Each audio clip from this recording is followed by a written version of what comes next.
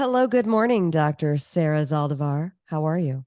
Good morning, Anna. Thank you so much for this beautiful invite. I'm excited. I'm so excited to talk to you. Our mutual friend Nate Palmer introduced us, and he said to me, "You have to speak with this woman. She's a badass. She's the hardest worker I know, and she's amazing in the carnivore space." And I went down on a deep dive. I went on a Wow. YouTube. I went down to Instagram and the YouTube, and you are amazing. And so I'm really excited to talk to you. Wow. Thank you so much. First of all, thank you, Nate. If Yeah, you're thanks, listening Nate. to this, you're right. We love And that guy. I do. He's amazing. Yeah, when you're passionate about something, it's easy to work hard, you know? Yeah, absolutely. So, well, then let's dive right in. Most people aren't born with, parents who teach them carnivore. How did you come to this? Do you call it zero carb? Do you call it Yeah. carnivore? What do you personally practice? It's And then how did you get into it? It's been a very long road for me. So for me, it really started at 18 when I was having issues with my acne and I did Accutane twice everything. So every single Oof. dermatologist, both in Lebanon, which is where I grew up, and also in Miami when I flew here to do my doctorate, right? And so that was the first break away from believing everything that the professionals are telling you to, or that is right. And it's so funny because I understood that for my skin and I started doing paleo and it helped when no drug ever helped. But I was so heavily brainwashed because I was a traditionally trained dietitian. So it's like classical academic program, right? I did my bachelor's and my master's in nutrition and dietetics. I became a licensed dietitian. Like you have to do the whole year internship and then take a few months and study for the boards. And I did all those things.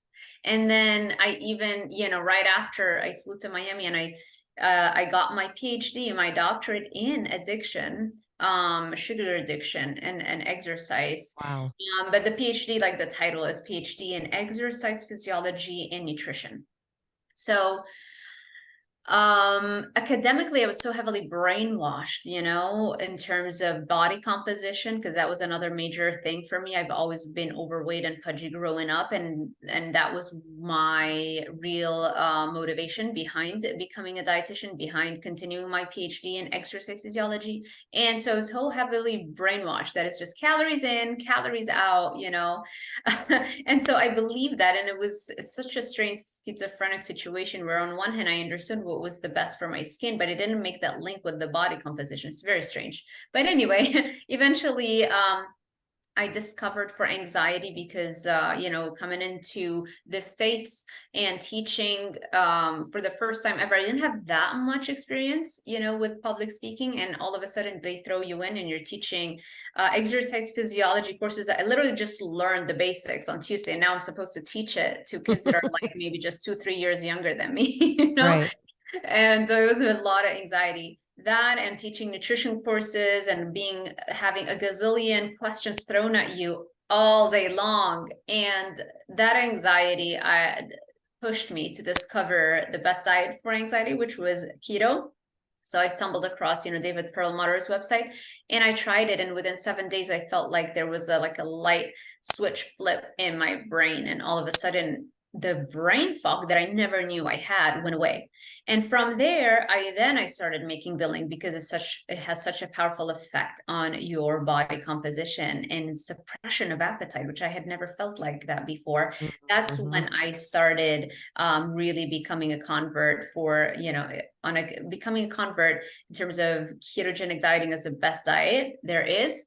And it worked for a while until the sugar addiction was, you know, it was still getting worse and worse over time because this is What do you how mean by addiction. that?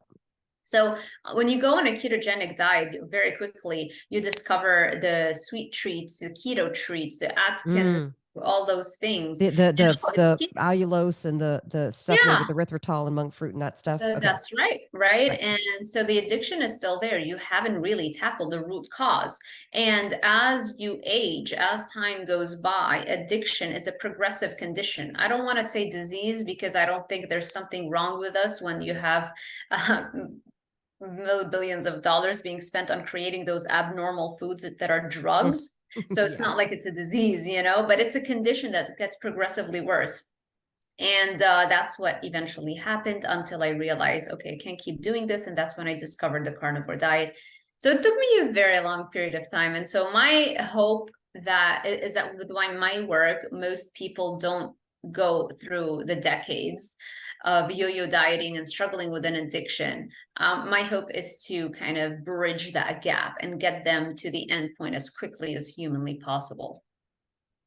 Okay, so you said a lot of things that I want to go back and get more information on. Number one, just being on Accutane. Now, I'm not a doctor, you are. How how much does Accutane actually trash your liver?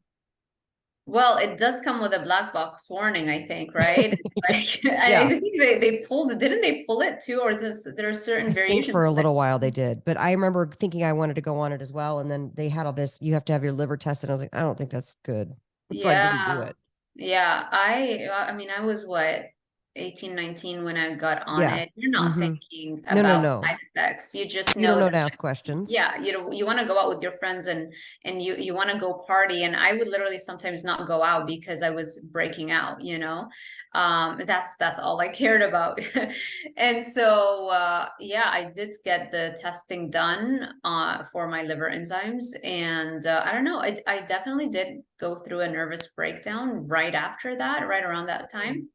And that's probably because also the Accutane that I took twice increases risk of suicide ideation. Oh And gosh. yeah, and that definitely also happened to me. So yeah, Well, so how did you get off of it and how did the breakout stop? Was it when you discovered paleo, it kind of resolved itself? And then did you take yourself exactly. off? Did you talk to your doctor? How did you do that? Doctors do not even know what a paleo diet is, especially Right. back because I remember asking a dermatologist, even when I came to Miami, I was still struggling with that. I asked a dermatologist at the University of Miami, it's like, what do you think about the paleo diet? He's like, what does that mean? What's the paleo? Right. Well, they probably thought you were crazy too when you explained Yeah, it. Grain yeah, free. yeah. What are you Yeah. talking about? He didn't even know. Can you imagine? He was like in his 70s, No, 70 no, years of he's not experience, gonna. never came across the word paleo. Wow. So yeah, it never worked from the get-go. It The actually made Accutane never my acne worked. worse. No, Oh wow. it gave me cystic acne. I never had cystic acne before nor after Accutane. I only got cystic acne when I got on it. Like those deep cysts that Yep. were horrific. Yeah, it never worked. So that's why I got off of it and I realized nothing works. And I started doing my research. That was around the time that the internet was starting to have some good content on it. And so I discovered the book by Dr. Lauren Cordain with regards to the Yep. paleo. It was called The Acne Cure. He never even mentions, I think, paleo. He just mentions the diet, that removing grains and beans and dairy, and going back to the diet that we ate for 99.99% of our existence as a species here on Earth. That is a cure because hunter-gatherer societies and tribal populations don't have acne, not even in their teenagers.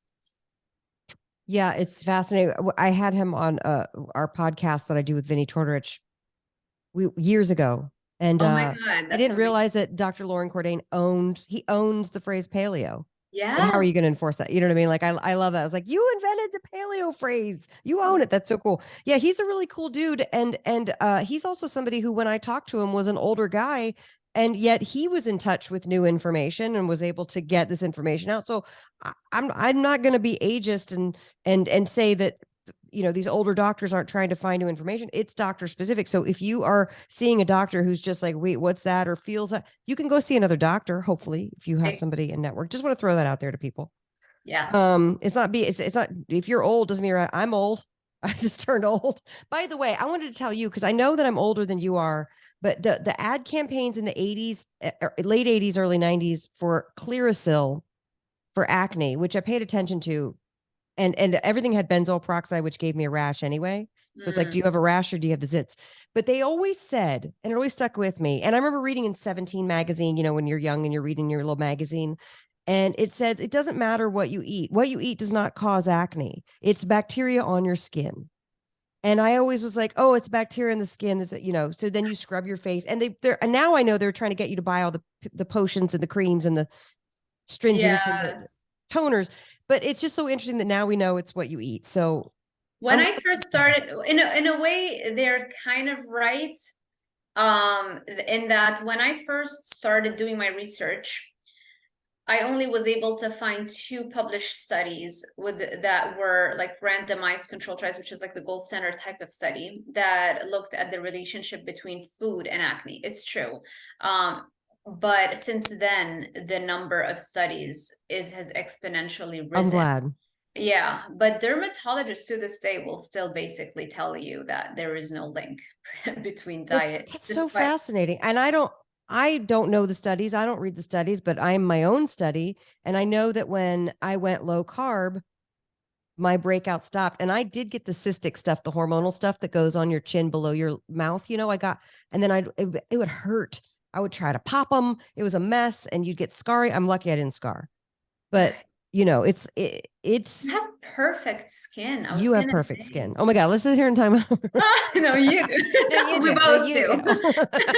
do. But honestly, I get asked all the time because I just turned 50 and I get asked all the time about my skin. And I'm like, Wow. you guys, the best thing you can do is not have sugar or grains. Like that's what's I worked can't for I me. can't believe you just turned 50. I can't believe it. I I thought can't you believe it were either, but 30. that's another reason. What would you say? You look Oh, 30. you're so nice. Thank you. Easy. Thank you. I'm in shock. Well, let me ask you this because you talked about being chubby as a kid and dealing Yeah. with your weight as a kid. And you're from Lebanon, correct? Yes. Okay. So this has got to have informed some of your origin story because what were the messages that you received as a kid and how because it seems like if you were chubby as a kid and you had this stuff, how did that form your the superhero who is Dr. Zaldivar now? How did this form your origin story?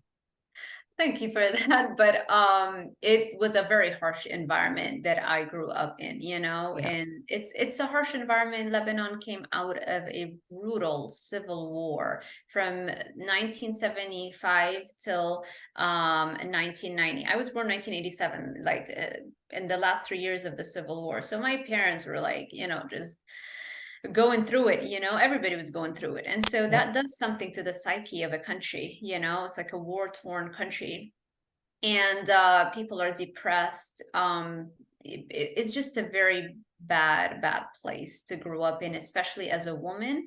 And especially in my circle, it's not like the environment that I grew up in was like upper class, or like traveling to Europe this weekend and we come, yeah, we had, like, we're Lebanese, but we're living half the time we're living in Europe, Right. because there's a lot of that in Lebanon too. There's a lot of money that comes from outside. There's actually far more Lebanese outside of Lebanon than they have inside of it. Wow. And that sells a lot about like the resilience, because it's just a lot of dollars coming in from friends and family outside, that kind of keeps it afloat, I think.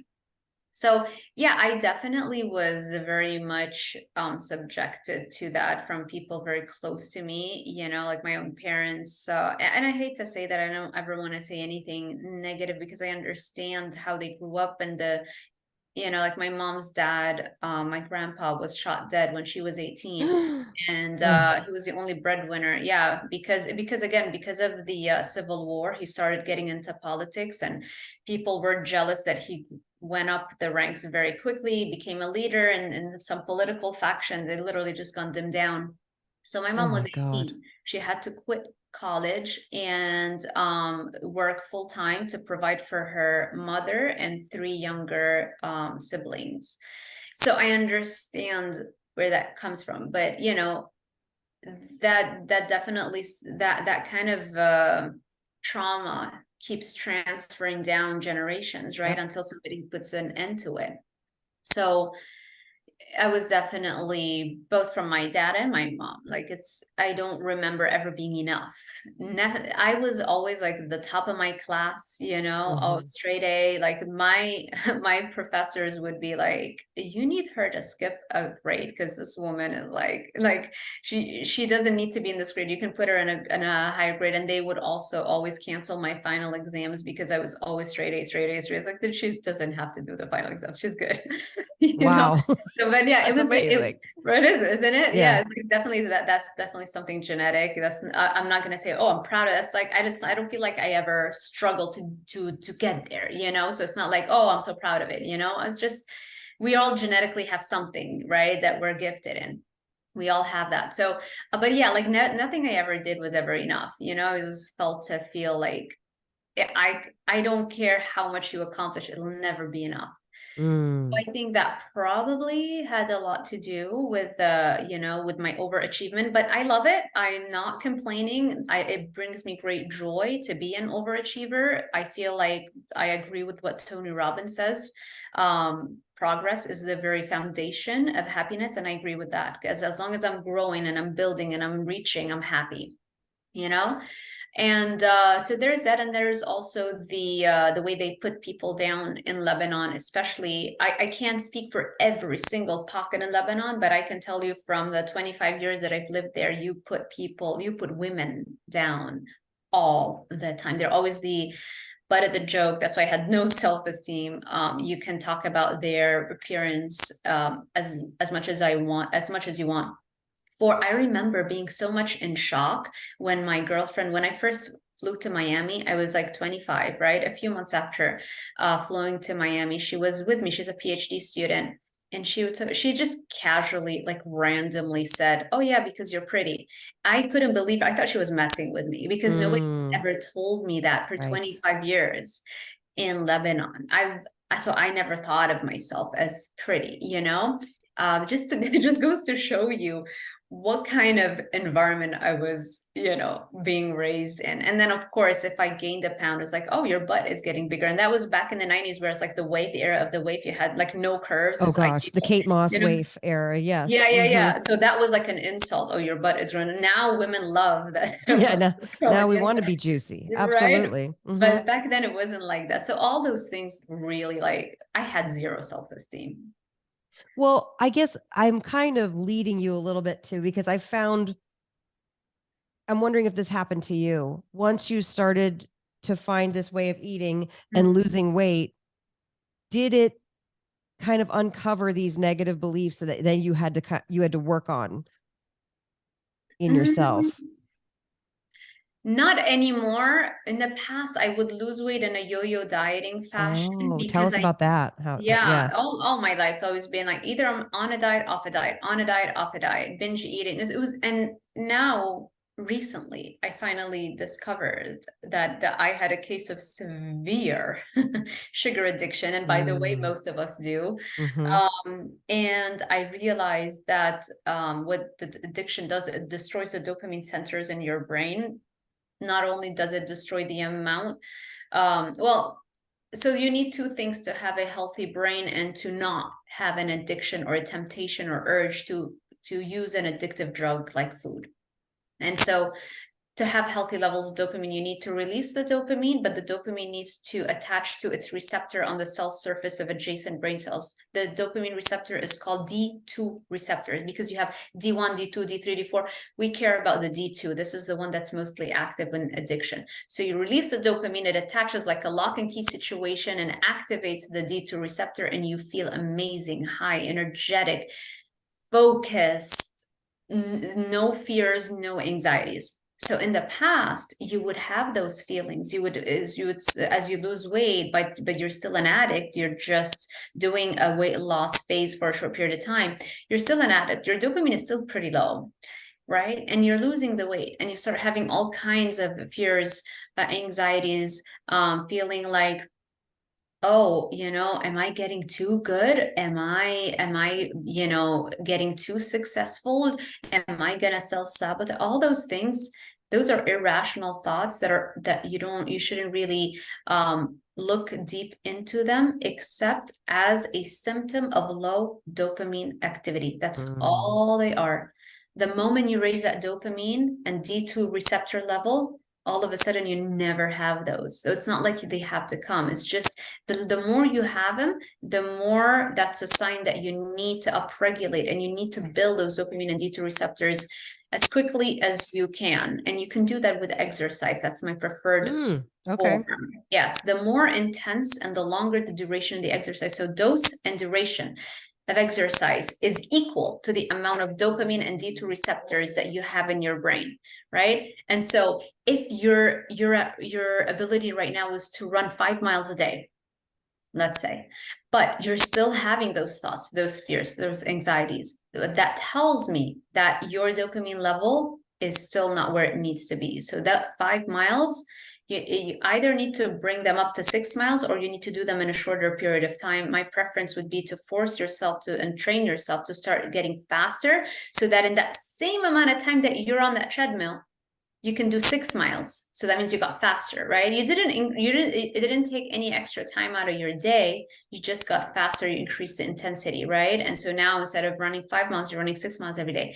And then it's just such a beautiful transformation that I see with my clients, how it's like week after week after week, we're raising the dopamine levels more and more and more and more. And it's like their whole personality changes, all their fears, all their anxieties, all of this fear of self-sabotage goes away.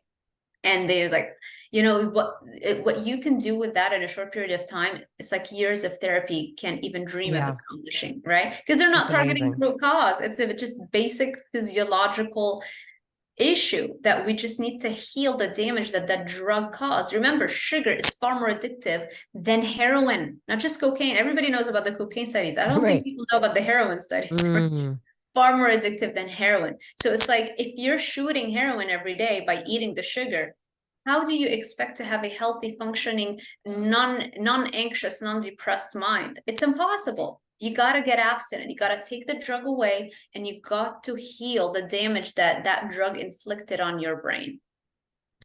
That's incredible. And it makes me think too, let me ask you this. Do you think that people should go straight to carnivore, or should they do it via keto first? Because this sugar addiction, everything you said just resonates so much. I know it's going to resonate with my audience listening. Yeah. I used to say you could transition, and I even have YouTube videos showing you how to transition. I personally transitioned in the past, but I find that I used to do that before I realized how to use all my training and exercise physiology, and using exercise as the dopamine substitute. Because once you start using exercise as the dopamine substitute, you don't need to transition anymore. You're giving yourself the dopamine. So now you took the sugar, which was originally giving you the dopamine, instead you replace it with exercise, which is now giving you the dopamine. So you don't have to go through the craving. You don't have to go through the hardship of transitioning. So it's just so much easier to rip the band-aid off. And I would argue you wouldn't even probably suffer that much if you do it the way that I am recommending, with the exercise. Go hard with the exercise. And it's just so much easier, as opposed to saying, okay, I know you're a heroin addict. Let's transition you off of the heroin slowly, right? Like minimize the amount or the dose of the heroin that you're taking every day until we reach abstinence. It's much harder to do that. You're just prolonging the pain, and you're extending that addiction. So it's the same thing. It's actually, sugar is far worse. It's the single hardest drug to quit, because people don't know it's a drug. They don't believe it's a drug, and the triggers are everywhere, right? So, and I've worked with so many people. They tell me all the time, and all the sugar world experts that I've interviewed and collaborated with, they all say the same thing. I quit alcohol, I quit cocaine, I quit heroin, I quit any drug that you can think of. I can't quit the sugar. God, isn't that just crazy? It is everywhere. So we're going to talk about your group coaching in a minute, because I think that that's just such a fabulous resource that you offer people. Thank you. You're setting yourself up for success if you get coaching. By the way, I'm a huge fan of coaching, just because, like, do you think that, like, what were we watching the other day? Oh, we were watching the PGA golf thing the other day, and it was that guy who was just a club pro. I mean, I don't want to say just a club pro. You're still very good at golf, but like, people, you're constantly getting coached. Like, even the people who are at the top of their profession getting coached. So I have a coach. Everybody I know that is at the top of their game has a coach. The higher up you go, the more you understand even the value of coaching, and the more coaches you start to have. Absolutely. So I love that you're doing group coaching. Are there, when going zero carb or carnivore, what do you prefer to call it, by the way? Carnivore. So when going carnivore, do you recommend taking any of the enzymes for the tummy for digestion or anything like that? Or you just say, go for it? the No, diarrhea and all that yeah, I nonsense? just say go for it. A lot of the stuff is actually sugar withdrawal symptom. Mm. You know, the diarrhea, literally go online and look at the heroin withdrawal symptoms. They track closely with the keto flu or with that transitional phase. Yeah, you're gonna get like explosive diarrhea for a few days, maybe a couple of weeks max. If you're drinking coffee, that's a problem because that's gonna keep the diarrhea going. So That was my next question. Do we have to yeah. quit coffee if we're doing carnivore? Because I don't like that. Um, I don't like it. it's I highly mean, I love coffee, I guess. recommended. I'm We addicted to all do. coffee. We all do. I know, trust me. I've been off of it for a year and a half. Oh, wow. Yeah. Because it used to give me headaches and that Mm. cured it. And I always knew it was a coffee, especially like the more research I did is like, oh my gosh, it's like the same changes in the brain when you get a headache versus when you drink coffee, like it causes the same constriction of blood vessels. And, you know, so anyway, I knew that that was going to cure it. And guess what? It did. It did. So there's that. Then the sugar experts that I've spoken with, they all say pretty much the same thing. They say that only 10% of their clients that get sober from sugar, when I say sober, I'm talking about food sobriety. Okay. Only 10% of their clients who get, am I saying that right? People, so only 10% of the people who get sober can keep their caffeine in or coffee in, which means that 90% of people who keep drinking coffee cannot get food sobriety. That's interesting. Yeah, and that's because very there's a interesting. link between the caffeine and the sugar and the cream that we normally add to it. So historically, we've always had the coffee with the cream and the sugar together. And so remember, neurons that fire together, wire together. This is like basic principle in neuroscience, right? Any part of the brain that lights up, collection of brain cells that lights up, in close conjunction with another collection of brain cells, they're going to form connections. The axon is going to spread and connect to these two brain cells or collection of brain cells is going to become thicker. That myelin sheath that wraps around it is going to get thicker. So you have literal physiological changes in your brain that makes it very easy for those two brain cells or collection of brain cells in the future to turn on at the same time. So now you're taking off the sugar, you're drinking the coffee, this is lighting up, and it's the axon is connected to it, is sending that electrical signal, but then wait a second, where's the sugar hit, right? And that gives you the craving. So you're saying even if you have black coffee, it's doing this? Yes. Absolutely. Whoa. Yes. Not to mention the blood sugar imbalances that can happen from the caffeine, which leads to cortisol and adrenaline going up, which raises blood glucose levels, which leads your pancreas to secrete insulin to bring it down. So you're riding a roller coaster in your blood sugar that is also going to trigger hunger and cravings because of those energy crashes that are happening throughout the day. Well, and for me, as a perimenopausal woman, I don't like to hear that any adrenaline or cortisol or whatever is being activated. It's like, enough. I've got enough of that. So that's interesting. All right. I'll have to take a look. I might curse you, but then I'll praise you. You will. All my clients do. It's okay. I'm used to it. So what does a typical day of eating carnivore look like? Can you walk us through like what would one eat in a day after making the adjustment or even making the adjustment and then how it kind of regulates? Ideally just beef, ideally like ribeye steaks. That's my favorite, or ground beef. Yes. Yeah. You can also do the other things. You can do lamb chops are really great. You can do pulled pork, you got all kinds of pork. Like yesterday we grabbed the rotisserie chicken and we had that for dinner. Eggs and bacon. Actually, I had half a rotisserie chicken, bunch of scrambled eggs and bacon. It was glorious. And but I mean, it's pretty much the same things. You can do poultry, so like pulled chicken or any kind of chicken. You can do ground turkey burgers. I have those a lot too.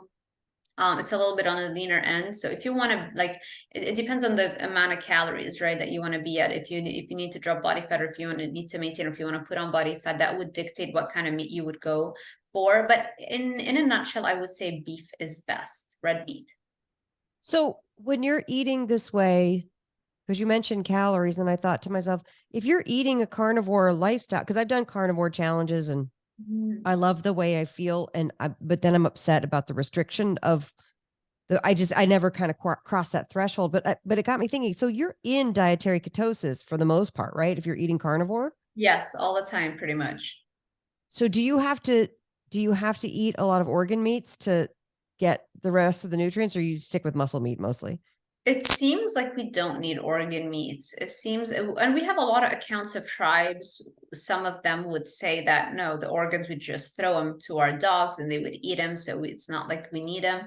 Other tribes have been shown to like prize their organ meats and have them. But whichever way you look at it, it's always a small fraction. Even if they did eat them, it was always a small fraction of their calories, because there's always smaller amounts of organs compared to muscle meat. And in my foray into carnivore dieting and talking to long-term carnivores who have been doing it for decades, they don't take organ supplements and they are thriving. They're not just okay, they are thriving compared to anybody else in their age group, right? Or situation. So I don't think you need the organ meats. I think you could, if you want to just be extra careful or on the safe side, because we still don't have recent high quality carnivore diet studies, because nobody has bothered to study them in academic circles. It's taboo to even mention the word, we get attacked all the time, right? It's like, oh, how dare you? We need plants, or it gets associated with a political agenda. And I'm always like, trust me. So stupid. I couldn't be further than associated with a political agenda. Yeah. Right. Like, we're talking diet and health here. Who cares about your politics? Yeah. We're just trying to get people healthy. Yeah. So funny. Yeah. If someone's listening right now, what would you say are the signs of somebody who should try this? Like, what are some of the things, what's a checklist that somebody could run through in their head and go, you know what, that's me, I should try this? If you are a Homo sapiens sapien. Okay. That's our species. So all the dogs who are listening, although dogs are carnivore, never mind. But they're carnivore too. Yeah. All Homo sapiens sapiens and their dogs and their cats. And, if you have a pet lion too, it's just our species specific diet, right? Just like dogs and cats are carnivores, lions are carnivores. Nobody's confused about the species specific diet of any animal except for humans. Why? Right. Because we have figured out how to patent certain foods and to market them in a way and to convince others that this is also food and this is also healthy. But why are we not confused about any other species on the planet and their diet? We know that a panda eats bamboo, end of story. If you feed it anything else, it's animal abuse. We know a lion is a carnivore. Feed it anything else, it's animal abuse, right? But all of a sudden, we seem to have forgotten that for 99.99% of our species, percent of our time or existence as a species here on Earth, we have consumed a carnivore diet. Why did we forget that all of a sudden, right? Because of the $1 trillion food industry. I was going to say, because people are trying to make money selling us things. That's why. It's true. $1 trillion food industry. Think about that for a second. Not only that, $78 billion dieting industry. So, and the same companies that own those traditional regular foods are now buying Atkins and Weight Watchers and the diet companies and Slim Fast. It's the same companies. They sell you the drug and then they try to sell you a solution for it. Yeah. Right. And then they work hand in hand with the Academy of Nutrition and Dietetics, who, by the way, are in bed with the food companies. Yes. You go to the Academy of Nutrition and Dietetics yearly conference. It's like a showcase for the candy makers and the food companies. It's all carbs and sugars, and addictive crap. Not only that, they come up and they present to the registered dietitians, the spokespersons for these food industries. What do they have to offer to our registered dietitians? Why are they giving them lectures so that those registered dietitians can earn continuing education credits? Isn't that a conflict of interest? Well, yeah. And I even tell my husband, I'm like, if I go into the hospital for any reason and I'm incapacitated, you have to step in, not only because I have celiac and it has to be gluten-free, but I don't want any of the stuff that the dietitians at the hospital are going to want me to eat if I'm there. Like, it's like, Yeah. It's honestly frightening to me that conflict of interest. And if you say something, then you're the crazy nutty one. So I'm really glad that we have Yeah. doctors and dietitians and PhDs like you who are out there Yeah. spreading the Oh, word. we're Because growing. Trust me, there's a lot. I'm learning every day. There's a lot more of us than okay, I good. think it was just me and Chafee and Dr. Robert Kills and Dr. Right, and Barry. I was like, how many right. is it just us? And no, I'm learning Oh, there's there's a more. lot. They're joining us. Yes. So I'm excited. Well, listen, full disclosure, I have a food company. So I sell tomato sauces, which are definitely not carnivore, but I sell spice mixes. But my journey of deciding to launch these products were because I was tired of being at the grocery store shelves and being lied to and seeing crap in the foods. And even the idea of reading a nutritional panel, it's all BS. Yeah. They run it through an algorithm and it spits out the nutritional panel, and that's Yeah. that. And And legally, you have a plus or minus 20% leeway on the exactly. numbers. And I Yeah. found that out when I was looking at a Williams Sonoma, like a short rib starter sauce, which people tell me is delicious. But I read the ingredients and it said 1 gram of carb, but it had 5 different kinds of sugar listed in the ingredients. And that's precisely why. And it's so infuriating, and people don't know that they're being lied to. And I think for me, the reason why I have conversations like this with people is that I hope that everybody listening starts to ask questions and figure out what's right for them. And if you go carnivore, great. Or if this other thing works, great. I don't care. I just want to be able to give information and perspectives so we can all be conscious and aware and ask Yeah. these questions. Because once you get into the hospital and they're trying to feed you Jello Oh, and rolls and I don't applesauce, know, bread, applesauce, ambrosia oranges. salad bullshit. Like, no, we don't want it. So Yeah, I yeah. appreciate People you. also need to, thank you so much. People need to check out this dietitian, registered dietitian that I just did an Instagram live with and also posted it on my YouTube channel. Her Instagram handle is Run Eat Meat Repeat. And she was a registered dietitian and obviously followed all the guidelines, which led her health to be in a much worse condition, and that eventually led her to do her own research, and then she became a carnivore, animal based at the very least. And she was like, oh my god, look how much better I feel, that everybody needs to know this. She went and she spoke to the hospital administration that was hiring her to tell them that, can I talk to them about this stuff? I mean, look at the benefits. And they were like, no, we don't want to be sued, like you can't, just follow the dietary guidelines, just follow what the Academy of Nutrition Dietetics tells you. And that's eventually you get to a point where you can't feel like a hypocrite every day. She had to literally quit Right. a good paying job. And now, thankfully her partner supports her and makes a good income, but she definitely doesn't make as much income now because she just, quit. And I'm like, don't worry. Don't Well, worry. social media is better, trust me. That's true. You Well, and really speaking wanna. of, how do people get in touch with you to Mhm. if they want to join up with your group coaching? Yeah, you could just, for now, I'm gonna create like a way so that they could do it online. But for now, I just have people email me at Dr. Sarah Zaldivar, so DrSarahZaldivar, which is pretty much my name, which I guess shows on the screen. Dr. Sarah I'll put it in Zaldivar. the show notes too. Fantastic, thank you. No commas, no periods, nothing. Dr. Sarah Zaldivar at gmail.com. And of course, you can always look me up on YouTube. My name, there is really no other person with even remotely close name with a doctor, so that's good. And then there's also my Instagram at dr.sarah, Sarah.Zaldivar. Great. And yeah. I'm going to link to all these in the show notes. You guys follow her. I know there's a bunch of y'all carnivores out there who are always looking for more answers, and Dr. Sarah Zaldivar has them. So please I sure consider. do. That's right. Consider joining her Thank group coaching. It is wonderful. So I just want to thank you for your time. Thank you for laying this stuff out. Thank you for the reality check about the caffeine.